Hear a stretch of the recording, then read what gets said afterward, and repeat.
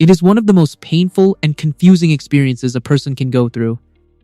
You watch someone you love, someone you built a life with, choose to leave. You see them walk away, convinced that their happiness lies somewhere else, away from you. But then, something strange happens. Months or even years later, you see them, and they don't seem happier. In fact, they often seem just as lost, just as unfulfilled, or are repeating the same patterns in a new relationship. This can be deeply confusing, not just for the person who was left, but for the person who left as well. They made the biggest decision of their life, the one they believed was the key to their happiness, only to find that the lock was on a different door entirely. This isn't about placing blame or saying the decision to leave was wrong. It's about understanding a deep, often hidden psychological truth. The reason for their unhappiness was not what they thought it was. If you've ever been left and wondered, why did they go? And why aren't they happy now? Or if you're in a place right now where you feel your partner is holding you back and the idea of leaving is on your mind, then this is for you. Imagine this scene. A person, let's say a woman, feels a growing sense of dissatisfaction in her relationship. It's not one big thing, but 1,000 small things. A feeling of being unseen, a lack of excitement, a quiet sense that this is not the life she dreamed of. She looks at her partner and sees a good person, but the spark is gone. She convinces herself that the relationship itself is the cage, and her partner is the keeper. She believes that if she can just get out of the cage, she will finally be free to fly and find her joy. So, she makes the brave, terrifying decision to leave. She endures the heartbreak, the logistical nightmare, the judgment from friends and family, all for the promise of a happier future. But when she finally lands in her new life, the feeling of freedom is temporary. Soon, the same old feelings of dissatisfaction and emptiness begin to creep back in. It's like escaping a prison, only to realize you were carrying the prison walls with you the entire time. The problem wasn't the room she was in. The problem was the ghost that was haunting her. And that ghost has followed her to her new home. On the surface, the story she tells herself and the world is simple and logical. We just grew apart, she might say. Or, I wasn't happy anymore, and I deserve to be happy. Society supports this narrative. We are told that personal happiness is the ultimate goal, and if a relationship is not actively contributing to that happiness, then leaving is an act of self-care and empowerment.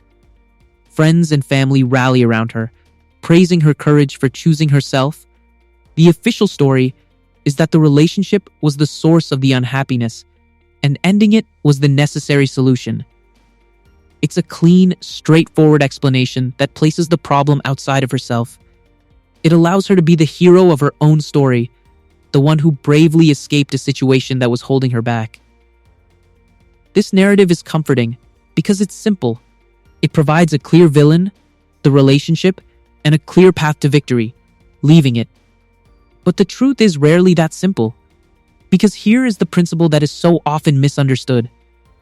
The hidden principle at play is not about the relationship. It's about a psychological concept called the internal locus of control. This is a fancy term for a simple idea.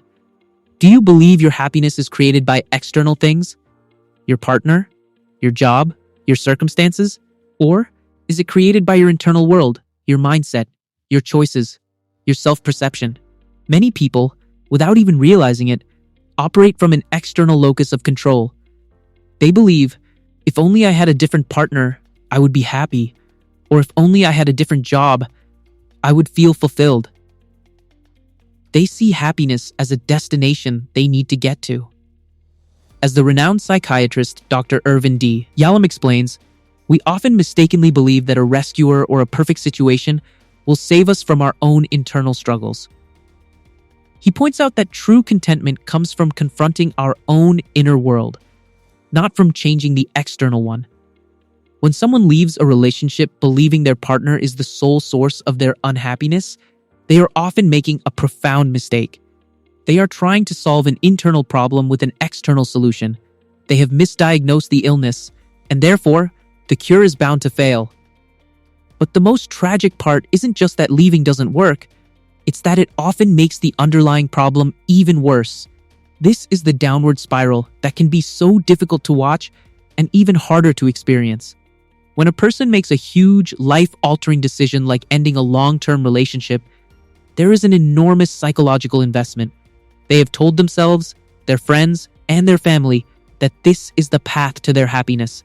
Now, they are under immense pressure to prove that it was the right choice. So, when those old feelings of emptiness and dissatisfaction inevitably resurface in their new life, they can't easily admit the truth. Admitting they are still unhappy would mean admitting that the entire painful ordeal of the breakup might have been for nothing. It would mean admitting that the problem wasn't their partner after all. It was them. This is a truth so painful that the mind will do almost anything to avoid it. So, instead of looking inward, the pattern often repeats. They might jump into a new relationship quickly, hoping that this new person will finally be the one to make them happy. This is what psychologists call a geographical cure. The mistaken belief that changing your location or your partner will change your internal state. But they are bringing the same unresolved issues, the same unmet needs, and the same internal emptiness into the new relationship. For a while, the novelty and excitement of the new person can mask the old feelings. But eventually, as the initial passion fades, the familiar dissatisfaction returns. The problem wasn't the last partner, and it isn't this new one. The problem is the hole inside them that they are trying to fill with another person's validation and love. They are looking for someone else to be the source of their happiness, a job that no human being can successfully perform for another. This cycle of leaving, seeking, and being disappointed again can continue for years, leading to a profound sense of loneliness and a feeling that true happiness is simply not possible. Let's make this tangible with a real-life story. We'll call her Jessica. Jessica was married to Tom, a kind, stable, and loving man. From the outside, they had a perfect life, a nice home, good jobs, and a comfortable routine. But inside, Jessica felt a quiet, growing sense of dread. She felt bored. She looked at Tom and saw a wonderful man, but not the man of her dreams. Her dreams were filled with passion, adventure, and a kind of romantic intensity she only saw in movies. She started to believe that Tom's stability was actually a cage, and his predictable love was the reason she felt so numb. She spent months agonizing over the decision, filled with guilt, but her desire for more was stronger. She told Tom, through tears, that she wasn't happy and needed to find herself. She left, believing she was finally choosing her own happiness. For the first 6 months, it felt like she had made the right choice. She traveled, she went out with friends, she felt a sense of freedom she hadn't felt in years. Then, she met Leo. Leo was the opposite of Tom. He was a charismatic artist, spontaneous and unpredictable. It was a whirlwind romance, filled with the passion and intensity she had craved. She thought, this is it. This is what I was missing. She moved in with him quickly, convinced she had finally found her true soulmate. But the initial excitement began to fade. Leo's spontaneity started to feel like unreliability. His artistic passion often translated into emotional volatility. The life that had seemed so exciting was now filled with a different kind of anxiety. One evening, after a small argument with Leo, she found herself sitting alone in their apartment, and a cold, familiar feeling washed over her. The same quiet, hollow emptiness she had felt when she was with Tom. It was a devastating realization. She had changed the man. She had changed the city. She had changed her entire life, but she had not changed the fundamental feeling of dissatisfaction inside her. The problem wasn't Tom, and it wasn't Leo. The problem was the unrealistic expectation she had placed on a partner to be the sole source of her life's meaning and joy. This is the moment of the quiet climax. It's the devastating realization that you have burned down your old life, only to find that the ghost you were trying to escape has followed you into the ashes of the new one. It is the point where Jessica, sitting alone, understands that the feeling of emptiness was not a product of her relationship with Tom, but something she was carrying within herself all along. The cage was not her marriage, it was her own internal state. This is a profoundly disorienting and painful moment. It's the realization that the immense sacrifice, the heartbreak she caused, and the life she dismantled might have been based on a complete misunderstanding of her own feelings. She is now truly alone, not just without a partner, but alone with the uncomfortable truth that she is the common denominator in her own unhappiness. The external world can no longer be blamed. There is nowhere left to run. But here is the detail that changes everything, the one that turns this moment from one of despair into one of potential power. This pattern of looking for happiness outside of oneself is not a character flaw. It is often a deeply ingrained survival strategy learned in childhood. This is the hidden cause. Many people grow up in environments where their emotional needs are not consistently met. A child who feels a sense of emptiness or a lack of validation from their caregivers learns to look for it elsewhere. They might become high achievers, seeking validation from grades or sports. Or they might learn that romantic relationships are a powerful source of the attention and sense of worth they crave. As a child, this is a brilliant and necessary strategy to get your needs met. You learn that another person's love and attention can temporarily fill that feeling of inner emptiness. This creates a powerful subconscious belief: the solution to my inner pain is located in another person. This belief gets carried into adulthood, where it becomes the invisible script that governs your romantic life. You are not just looking for a partner, you are looking for a savior. You are looking for someone to finally fill the void that was created long ago. That void which is actually an echo from childhood.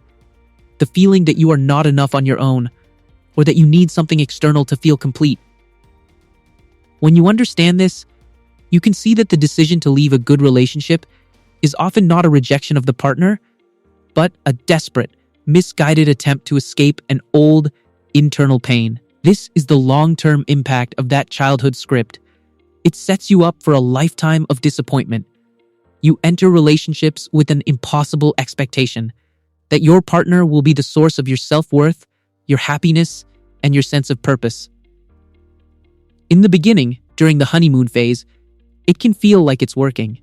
The constant attention and validation of a new love can feel like a powerful medicine, temporarily soothing that inner emptiness. But no person can carry that burden forever. Eventually, life returns to normal. Your partner cannot be your 24/7 source of validation. They have their own life, their own problems, their own needs. When their attention inevitably shifts, that old feeling of emptiness returns. But because your programming tells you that the solution is external, you don't look at your own wound. You look at your partner and think, "You are no longer making me happy. You have failed me." The renowned therapist Lori Gottlieb touches on this in her book, Maybe You Should Talk to Someone. She observes how often people come to therapy wanting to change their partners, only to discover that the real work lies within themselves. She writes, "We can't have change without loss, which is why so often we fight it. For someone in this situation, leaving the relationship feels easier than facing the loss of the fantasy that a perfect partner is all they need to be happy. Admitting that the problem is internal is a huge loss. It means giving up the hope of a simple external cure.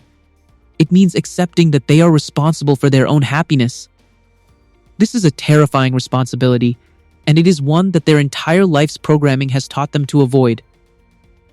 So, they leave, still clinging to the hope that the next person, the next city, the next job will finally be the one that fixes them. But they are trying to outrun their own shadow, a race that can never be won. So, what is the path to true, lasting happiness? It is not found in leaving, nor is it necessarily found in staying. It is found in turning your attention inward. The core lesson is this: a relationship is meant to be a partnership where two whole people share their lives, not a situation where one person is expected to be the source of the other's completeness. The pattern of leaving good relationships only to find unhappiness again is a painful signal that you have been trying to solve an internal problem with an external solution. The solution is not to find the right person, it is to become the right person for yourself. It is about learning to fill that inner void with your own self-worth, your own passions, and your own sense of purpose. This is the only way to break the cycle. You can begin this journey today with a few small, compassionate steps. This is not about blaming yourself, but about empowering yourself. Step 1. Practice dating yourself. Schedule one activity each week that you do completely alone, for your own enjoyment. It could be visiting a museum, trying a new coffee shop, or going for a walk in nature. The goal is to prove to your subconscious mind that you can be the source of your own positive experiences. You don't need someone else to create a feeling of joy or adventure. Step 2. Start a validation journal. At the end of each day, write down one thing you did that you are proud of, no matter how small. Did you handle a difficult conversation well? Did you finish a task you were putting off? This practice retrains your brain to look for validation from your own actions, not from the approval of others. Step 3. Create an independent sense of purpose. Identify one small area of your life where you can create meaning outside of any relationship. This could be volunteering, learning a new skill online, or starting a small creative project. This begins to build an internal source of meaning so that your relationship is no longer the center of your life, but the cherry on top of an already beautiful picture. These steps are about gently shifting your locus of control from external to internal. It is the journey of learning to become your own savior. This is how you transform from a person who needs a relationship to feel whole into a person who wants a relationship to share their wholeness. And remember, learning to be the source of your own happiness is the foundational step. Without it, no relationship can truly thrive. If you want to continue this journey of self-discovery, if you want to learn how to build a life so fulfilling that a relationship becomes a wonderful addition, not a desperate requirement, then stay with us.